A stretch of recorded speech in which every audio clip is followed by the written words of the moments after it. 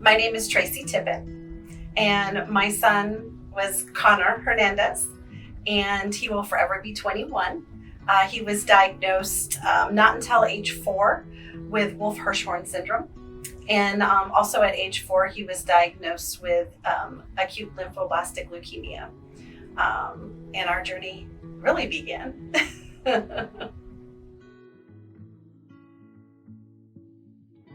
Our special needs journey has many twists and turns. When Connor was born, he was premature, so we had the usual premature issues. Brought him home, and I noticed as a mom that things just weren't quite right. Now, Connor has older siblings that are identical twins, Joshua and Jacob. They're 25 now. So I had twins to compare my single birth to. So I was, saying, oh, well, I had twins. This is just how it is with one baby. He was very quiet.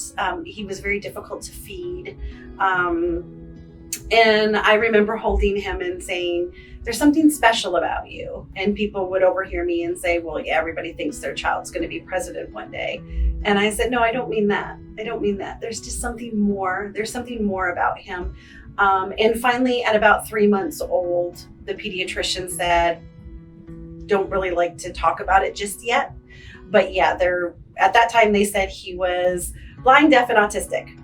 At 3 months old, like, okay, so here we go. We were told by many physicians that we'll never know what was wrong with him. I had flown to New York City to see one of the most prominent diagnosticians in the world. And even he was like, I have no idea. Came back to Florida. Connor was starting to fail. Failure to thrive, they call it. But they couldn't put their finger on it and said, well, this is just whatever he's ailing from. This is the end. Keep him comfortable. So we were in the hospital. Connor was having some respiratory issues, and I'll never forget, my mom and I were talking, and I was telling my mom, I'm done. I think this is it. I'm never going to know what the name is or what syndrome or whatever it is he has. And I was ready to just let that go. Just let it go and take care of Connor. So in the meantime, Connor was getting worse. He was getting sicker and sicker and sicker. And his doctor said, again, it's just whatever he has, it's the end. Take him home, keep him comfortable. We were at my parents' and I got home. It was Memorial Day. I got home and there was a message on my voicemail from the doctor in Orlando. And she said, I can't believe it, but one of the blood tests that I ordered came back. We've got our answer. That night, he actually crashed on me at home. He stopped breathing. I had to call 911. They just did a simple CBC blood count. And the doctor walked in and he said, the oncologist is on our way down to talk to you. And my response was, you're in the wrong room. My son has a genetic syndrome, not cancer. And he said, your son definitely has a genetic syndrome, but he also has cancer. So our journey, where I thought we were going to end, is really where our journey began. So on the same exact day, I found out that my son had Wolf-Hirschhorn Syndrome, which is a depletion of the 4th chromosome. And also he had acute lymphoblastic leukemia, high risk. They didn't expect him to make it through the night. Long story short, he made it through the night. And sadly, in 2008, he relapsed. His cancer had come back. But in the meantime, Connor lived. And that's the important thing as parents of a special needs child. Our life gets consumed with fighting for our children and advocating for our children. It's a nonstop full-time job. But we also have to take a step back and let our children live, because we don't know how long. Because some of our special needs kids don't have. My son, I was told he wouldn't make it to 3 years old. He lived to 21 and beat cancer twice along his journey. That's a superhero in my eyes.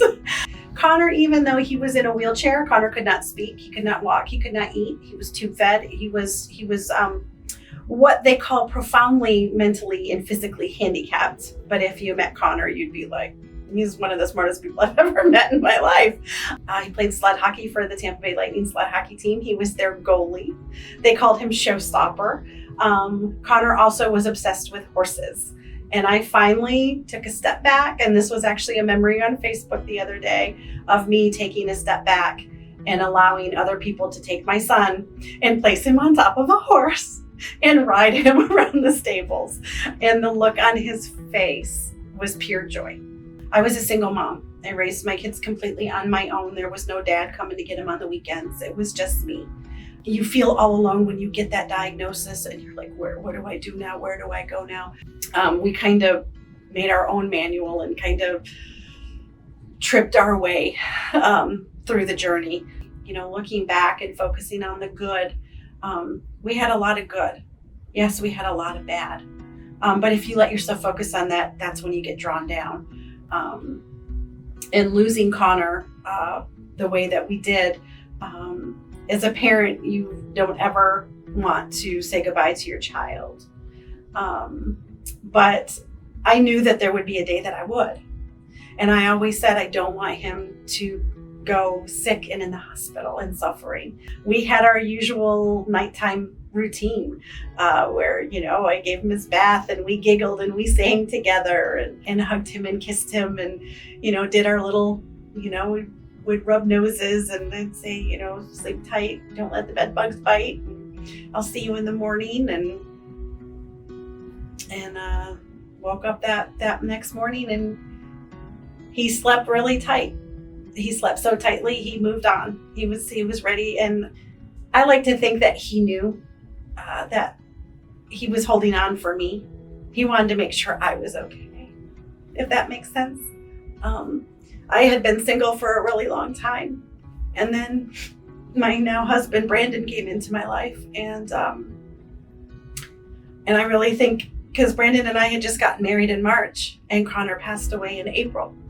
And I really do. I feel that it was Connor saying, okay, Mom, you're okay. I got someone for you to take care of you so I can go now. I like to think that way.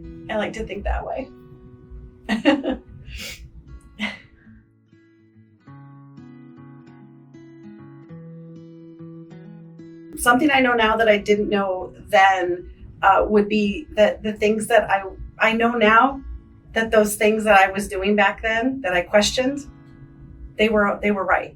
They were right. Fighting the doctors, sending doctors on their way, and I did that. We had a doctor and it just wasn't working out. It was not working out, and I said, you know what? I know you're a great doctor and everything, but you're not a fit for us. And you know, you have to, and at that time I was like, oh, that wasn't very nice of me. I wasn't raised to be that way. But knowing now and looking back, everything I did right. It's what I needed to do. It might've been difficult at the time and I wasn't sure that it was the right thing. And we constantly, you know, parents of special needs, especially parents in general, but special needs especially, we question everything. Am I doing the right thing?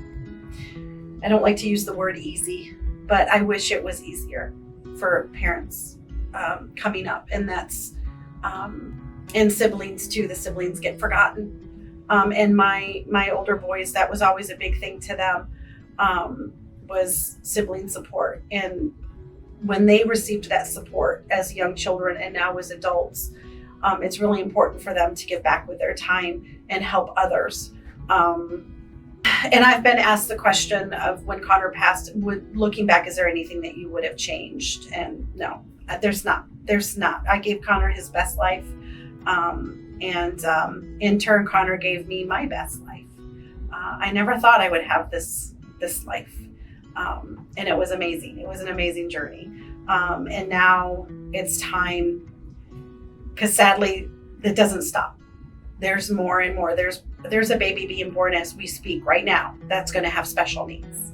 And their parents are going to need help. They're going to need someone to guide them.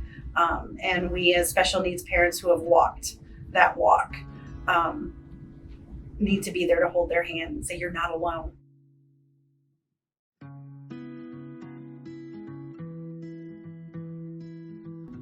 For me, a magic wand, it would definitely be for families starting out their journey to have a little bit more understanding and know-how of how to navigate, and not be that person. Like, I felt like a deer in headlights so many times when I would meet a new family and they would say, oh, well, have you signed up for this and this and this? And does your child get this and this and this? It's like, what is that? I've never heard of that.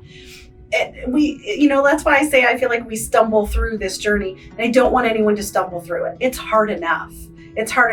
We need to try to make it a little bit more simplistic for our parents so they can focus on giving their children the best life that they possibly can, and siblings obviously included in that, because our time is limited in most cases with our special needs children. And that would probably be the one thing I wish I could take away, is the time I wasted on that ridiculousness that shouldn't be. The things that they put us through as a parent, I had to prove that my child couldn't walk before I could get a wheelchair. This needs to stop. And so that would be my magic wand. If it would just, special needs children, you have insurance, these are your services, you will get them. Plain and simple, cut and dry. That's my magic wand.